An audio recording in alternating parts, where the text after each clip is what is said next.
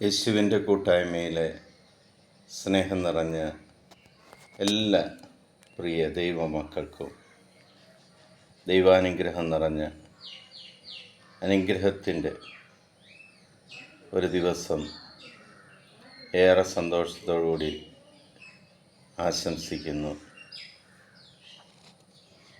ഇന്ന് നമ്മൾ ശ്രവിക്കുന്ന തിരുവചന ഭാഗം യോഹന്നാൻ്റെ സുവിശേഷം 21-ാം അധ്യായം 17-ാം തിരുവചനം. ആ തിരുവചനം വായിക്കുന്നതിന് മുമ്പ്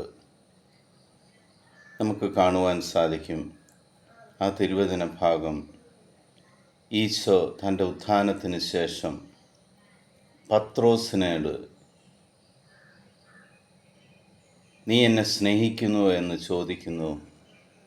പത്രോസ് തൻ്റെ വിശ്വാസം ഏറ്റുപറയുന്നതും.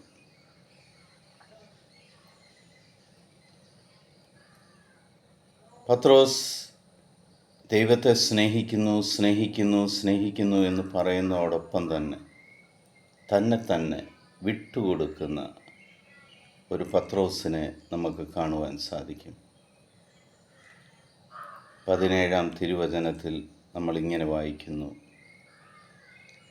തന്നോട് 3-ാം പ്രാവശ്യവും നീ എന്നെ സ്നേഹിക്കുന്നുവോ എന്ന് അവൻ ചോദിച്ചതുകൊണ്ട് പത്രോസ് ദുഃഖിതനായി. അവൻ പറഞ്ഞു, കർത്താവേ, നീ എല്ലാം അറിയുന്നു, ഞാൻ നിന്നെ സ്നേഹിക്കുന്നുവെന്നും നീ അറിയുന്നു.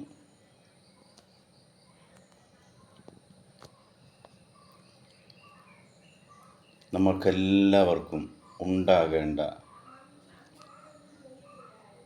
ഏറ്റവും പ്രധാനപ്പെട്ട കാര്യമാണ് കർത്താവ് എല്ലാം അറിയുന്നു എന്ന വിചാരം. ഈ ലോകത്ത് നമ്മൾ എന്തെല്ലാം ചെയ്താലും ആ ചെയ്യുന്നതെല്ലാം, രഹസ്യമായും പരസ്യമായും ചെയ്യുന്നതെല്ലാം കർത്താവ് അറിയുന്നു എന്ന് നമ്മൾ പൂർണ്ണമായി മനസ്സിലാക്കണം.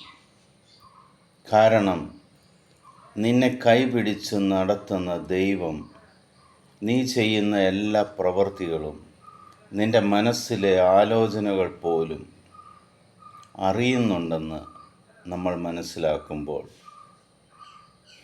ദൈവഭയത്തോടുകൂടി നമ്മൾ ദൈവത്തിൻ്റെ മുന്നിൽ ഈ ലോകത്തിലും ആയിരിക്കുമ്പോൾ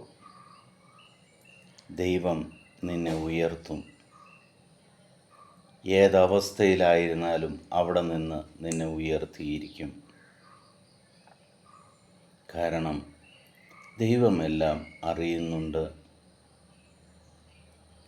നിൻ്റെ ഹൃദയ വിചാരങ്ങൾ അറിയുന്നുണ്ട്. അതുകൊണ്ടാണ് ഈശോ പഠിപ്പിച്ച പ്രാർത്ഥനയിൽ എങ്ങനെ നീ പ്രാർത്ഥിക്കണമെന്ന് പഠിപ്പിക്കുമ്പോൾ, രഹസ്യമായി നീ പ്രാർത്ഥിക്കുക, നിൻ്റെ ഹൃദയ വിചാരങ്ങൾ അറിയുന്ന കർത്താവ് നീ പ്രാർത്ഥിച്ചു തീരും മുമ്പ് നിനക്ക് നിൻ്റെ പ്രാർത്ഥനയ്ക്ക് മറുപടി തരും എന്ന് ഈശോ നമ്മളോട് പറയുന്നുണ്ട്. നമുക്ക് ദൈവസന്നിധിയിൽ വിനയത്തോടെ എളിമയോടെ ആയിരിക്കാം. കർത്താവേ, ഈ ദാസനെ, ഈ ദാസിയെ നിനക്ക് പൂർണ്ണമായിട്ടറിയാം. എൻ്റെ ഹൃദയ വിചാരങ്ങൾ നിനക്കറിയാം. ഞാൻ ഭാവിയാണെന്ന് നിനക്കറിയാം. എന്നാലും ഞാൻ നിന്നെ സ്നേഹിക്കുന്നുണ്ടെന്ന് നിനക്കറിയാം. അങ്ങനെ നമ്മളെ തന്നെ വിട്ടുകൊടുത്ത് നമുക്ക് ദൈവസന്നിധിയിൽ ഇന്നായിരിക്കാം. പിതാവായ ദൈവത്തിൻ്റെയും പുത്രനായ യേശു ക്രിസ്തുവിൻ്റെയും പരിശുദ്ധാത്മാവിൻ്റെയും കൃപയും അനുഗ്രഹവും സമാധാനവും എപ്പോഴും സമൃദ്ധമായിട്ട് നിങ്ങളുടെ കൂടെ ഉണ്ടായിരിക്കട്ടെ. ഈ ലോകത്തിലെ 830 കോടിയിലധികം വരുന്ന എല്ലാ മക്കളെയും ദൈവസന്നിധിയിലേക്ക് നമുക്ക് സമർപ്പിക്കാം. ലോകസമാധാനത്തിനായിട്ട് നമുക്ക് സമർപ്പിക്കാം. എൻ്റെ കർത്താവും നാഥനും ദൈവവുമായ യേശു ക്രിസ്തുവിൻ്റെ സമാധാനം സന്തോഷത്തോടുകൂടി ഞാൻ നിങ്ങൾക്ക് പങ്കുവയ്ക്കുന്നു. ഈശോ മിശിഹായ്ക്ക് സ്തുതിയായിരിക്കട്ടെ.